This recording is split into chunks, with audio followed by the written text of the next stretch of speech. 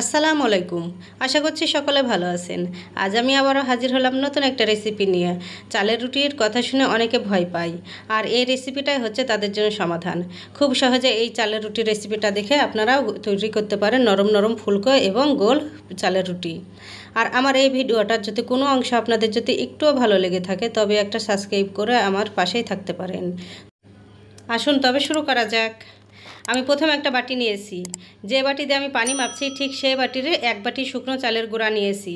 আর শুকনো এক বাটি চালের গুঁড়ার জন্য এখানে লাগবে 1.5 বাটি পানি। আপনারা কাপ বা বাটি যেটা দিয়ে চালের গুঁড়াটা মাপেন না কেন তার 1.5 বাটি পানি দিবেন, তাহলে সঠিক পরিমাণে ডোটা তৈরি করা যাবে। এখানে স্বাদের জন্য দিচ্ছি সামান্য লবণ। আর রুটিটা অনেকক্ষণ পর্যন্ত নরম থাকবে, সফট হয়ে থাকবে, সেজন্য আমি এখানে দিচ্ছি 2 চামচ মতো সয়াবিন তেল। তেলটা দেওয়ার অবশ্যই চেষ্টা করবেন। এখন পানিতে বলক আসা পর্যন্ত অপেক্ষা করব। পানিতে বলক চলে এসেছে, এখন আমি চালের আটাটা দিয়ে দিচ্ছি। এই সময় চুলার আঁচটা মিডিয়াম রাখতে হবে। এখন আমি 5 মিনিটের জন্য ঢাকনা দিয়ে রেখে দেব। ভালো করে আটাটা সিদ্ধ করার জন্য। তারপর আমি 5 মিনিট পর ফিরে আসলাম। এখন আমি অনবরত নেড়ে একটা ডো তৈরি করে নেব। অবশ্যই ঢাকনা দিয়ে 5 মিনিটের জন্য রেখে দেবেন চুলার উপর। এখন এভাবে করে আমি একটা ডো তৈরি করে নিলাম।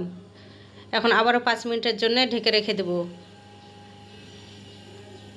5 মিনিট পর এখন কুসুম গরম থাকতেই এই ডোটাকে মেখে নিতে হবে। দেখে বুঝতে পারছেন কতটা সফট হয়েছে ডো। এখন কুসুম গরম থাকতেই এই ডোটাকে মেখে নিতে হবে।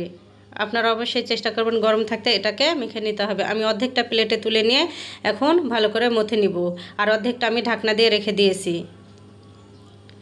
এখন হাত ভিজানো পানি দিয়ে আমি এই ডোটাকে মেখে নিব।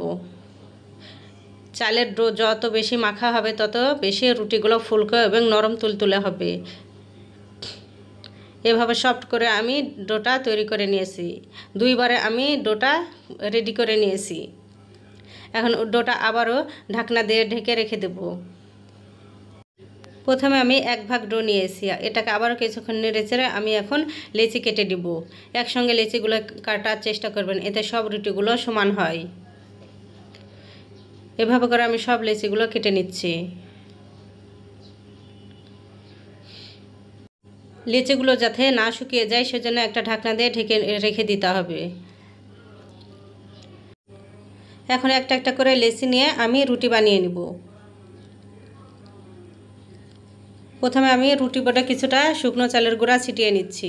আর চালের রুটি বানাতে একটু বেশি শুকনো চালের গুঁড়া লাগে, এতে রুটিটা কোনো জায়গাতে লাগে না। হাত দিয়ে আবারও আমি গোল করে নিচ্ছি। যত বেশি এই চালের আটাটা মাখা হবে তত বেশি রুটিগুলো ভালো হয়। দেখে বুঝতে পারছেন কাজটা আমি কিভাবে করছি।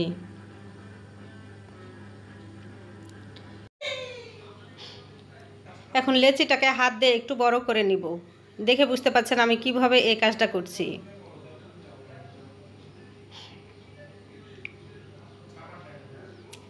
এখন সাইডটাকে আমি আবারও 2 আঙ্গুল দিয়ে চেপে চেপে নিচ্ছি যাতে রুটিটা না ফেটে যায়।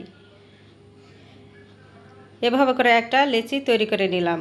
এখন এই লেচিটা দিয়ে সহজে রুটি বানানো যাবে। এখন পাতলা একটা রুটি বানিয়ে নিব। আর যাদের সাইডটা ফেটে যাবে রুটির তাদের জন্য টিপস আছে। যাদের কোনোদিন রুটি গোল হয় না তাদেরও হবে আজকে রুটি গোল। খুবই সহজে আর রুটিটা গোল করা যাবে, তাদের জন্য রয়েছে আজকে একটা টিপস।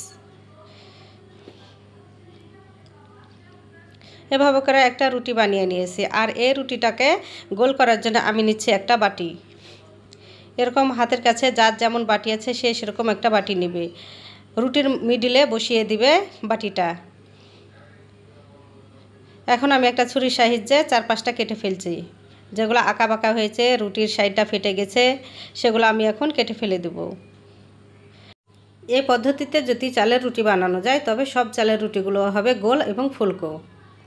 আর হ্যাঁ, রুটি বানানোর সময় বেলুনটা অবশ্যই হালকা করে ধরে রুটিটা বানাতে। এভাবে করে সাইডটা আমি কেটে ফেলে দিলাম। এই সাইডটা আমি কেটে ফেলে দেব না, এটা দিয়ে আবারও রুটি বানানো যাবে।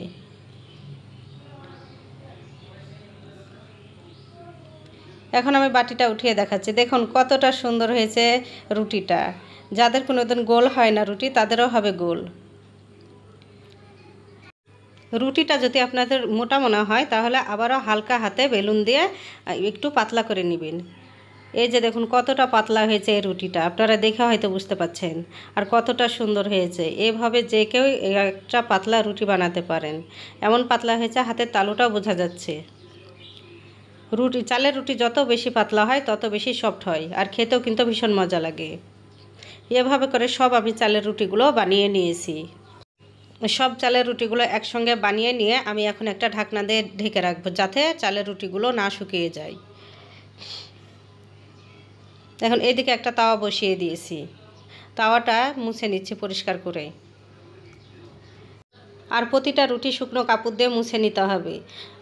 রুটির গায়ে যে শুকনো আটাটা লেগে থাকে তাতে রুটি কালো দেখায় আপনারা যখন সেঁকবেন। তাই সেঁকার আগে আপনারা প্রতিটা রুটি ভালো করে পরিষ্কার করে নেবেন। এখন তাওয়াটা গরম হয়ে গেছে। প্রায় 1 মিনিট মতো এক পাশ ছেঁকে নিতে হবে।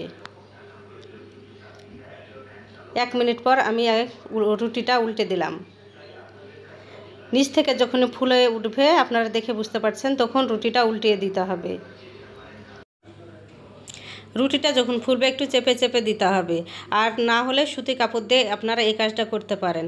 রুটির কোনো জায়গা যদি ফোটা হয়ে যায় তবে সেই জায়গাটা একটু চেপে ধরলে পুরো রুটিটাই ফুলকো হয়ে ফুলে উঠবে।